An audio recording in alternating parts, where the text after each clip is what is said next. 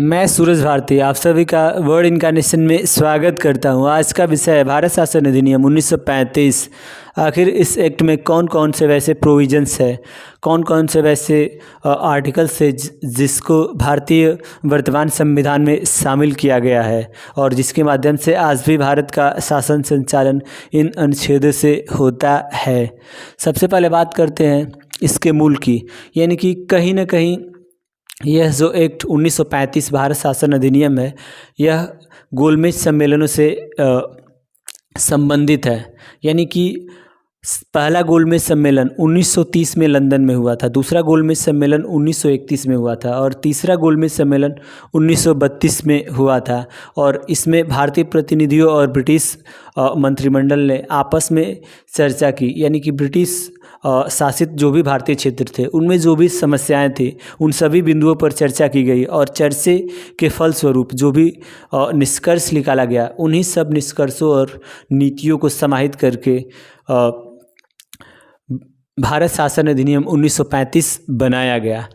अब बात करते हैं इसकी विशेषताओं की। तो पहली विशेषता है संघीय शासन प्रणाली, यानी इस एक्ट के माध्यम से संघीय शासन प्रणाली का भारत में इस स्थापना की गई। यानी कि संघीय शासन प्रणाली में यह होता है कि केंद्र सरकार और राज्य सरकार अपना अपना शासन संचालन करती हैं, मगर ऐसा नहीं होता है कि केंद्र सरकार के प्रति राज्य सरकार जवाबदेह होती है। यानी कि राज्य सरकार अपना खुद का निर्णय ले सकती है बगैर केंद्र सरकार के हस्तक्षेप के, और केंद्र सरकार भी अपना निर्णय ले सकती है बगैर राज्य सरकार के हस्तक्षेप के। यही होता है संघीय शासन व्यवस्था। अब बात करते हैं केंद्र में द्वैत शासन, यानी कि इस एक्ट के माध्यम से जो केंद्र सरकार थी उसमें द्वैत शासन प्रवृत्ति को स्थापित किया गया और प्रांतों में जो भी द्वैत शासन प्रणालियाँ थी उसको समाप्त कर दिया गया। तीसरी विशेषता की बात की जाए तो 1937 में, यानी 1937 में संघीय न्यायालय की स्थापना की गई। जो भारत परिषद पहले बनाई गई थी, जो संस्था थी, उसको समाप्त करके संघीय न्यायालयों की स्थापना की गई।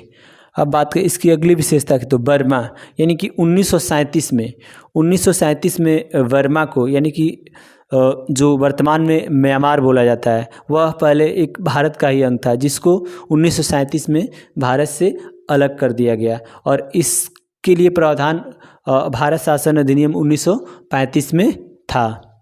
अब बात करते हैं अगली विशेषता की, रिजर्व बैंक ऑफ इंडिया, यानी कि 1 अप्रैल 1935 को रिजर्व बैंक ऑफ इंडिया की स्थापना की गई थी। यानी कि भारत शासन अधिनियम में ऐसे भी प्रावधान थे जिनके माध्यम से भारतीय रिजर्व बैंक की स्थापना 1 अप्रैल 1935 में की गई थी।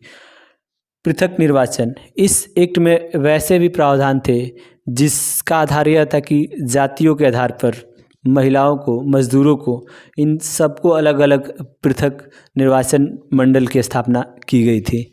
अब बात करते हैं मताधिकार। इस एक्ट में सबसे अच्छी बात यह रही कि मताधिकार, यानी कि जो भी मत देने वाले लोग थे उनकी संख्या में वृद्धि की गई। जो पहले 10% से कम थी उसको 10% तक बढ़ाया गया। धन्यवाद।